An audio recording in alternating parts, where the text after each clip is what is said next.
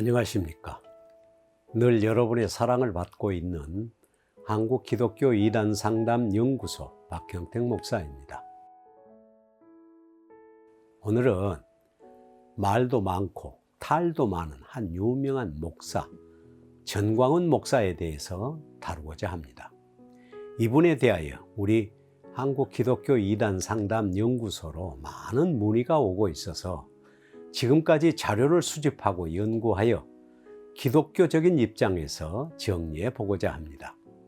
요즘 각종 언론과 인터넷 방송과에서 수없이 회자되는 목사가 있습니다. 바로 전광훈 목사이죠.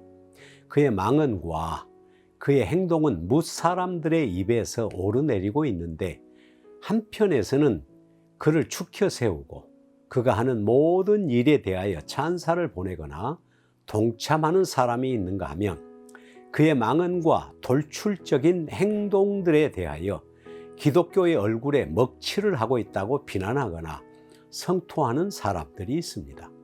목회자들이나 기독교인들 가운데서도 전광훈 목사를 지지하는 사람들이 있는데, 그가 반공의식과 반동성애 그리고 차별금지법을 반대한다는 기독교적 입장을 지지하고 있다는 사실 때문이라고 여겨집니다.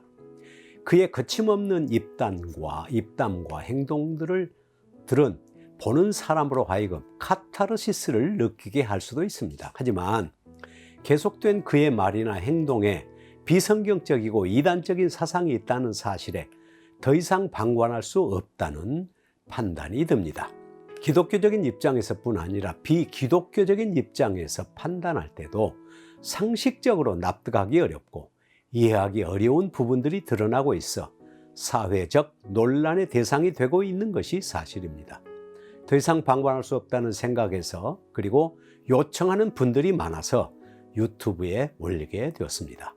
저는 기독교 목사요, 이단 전문가로서 그동안 보아온 전광훈 목사의 발언이나 행동에 대하여 성경적인 측면에서 다루어 비판하고자 합니다. 그의 사상이나 말이나 행동은 다른 이단들과 유사한 것들이 상당히 많습니다. 얼마나 위험한 왜곡된 사상을 가지고 있는지 비판해 보고자 합니다. 양이 많아서 두 번에 걸쳐서 방송을 하고자 합니다. 첫 번째, 전광훈 목사의 성경과 하나님의 계시에 대한 왜곡된 사상입니다.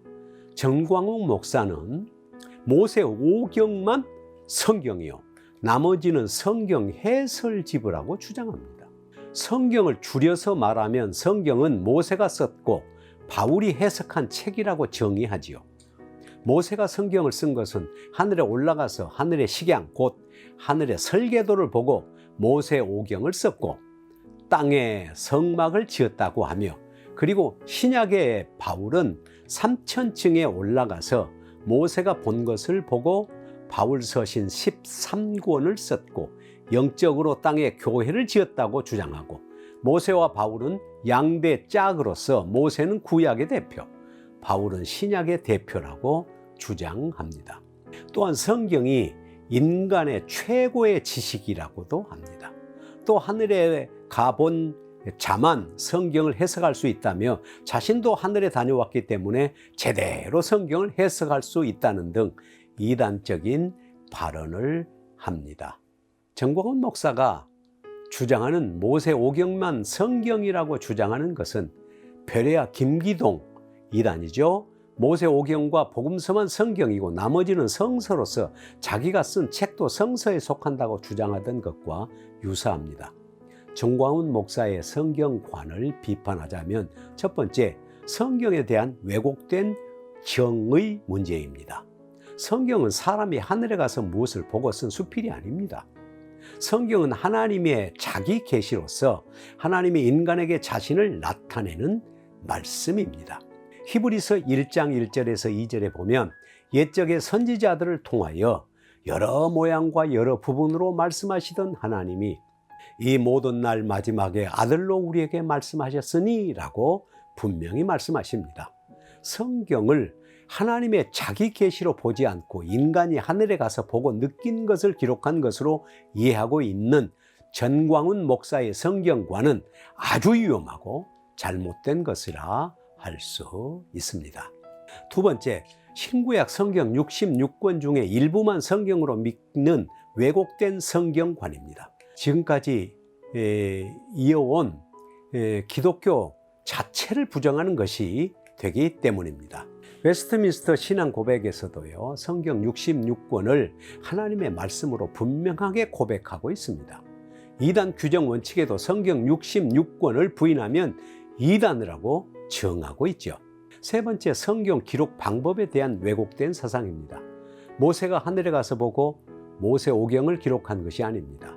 하늘의 식양을 본 것은 하늘에 있는 성전을 보고 성막을 지은 것이지 모세 오경의 말씀이 아닙니다.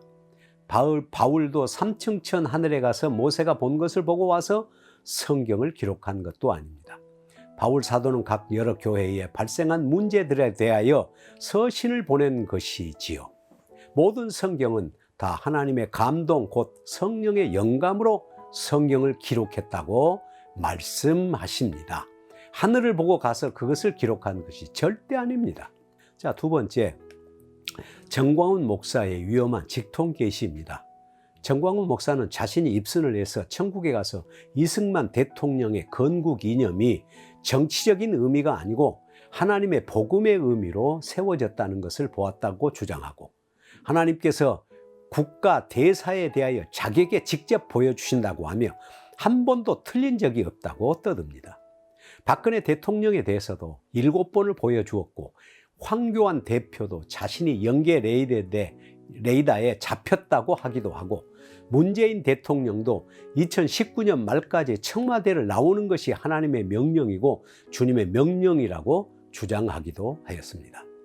하나님이 드디어 문재인을 폐기 처분했다고 말하기도 하고, 심지어 문재인 대통령이 하야 시국 선언문을 쓴 것도 성령의 지시라고 주장하기도 하고, 자신이 하는 행동이 하나님의 뜻을 따라서 하는 것처럼 주장하기도 하였습니다.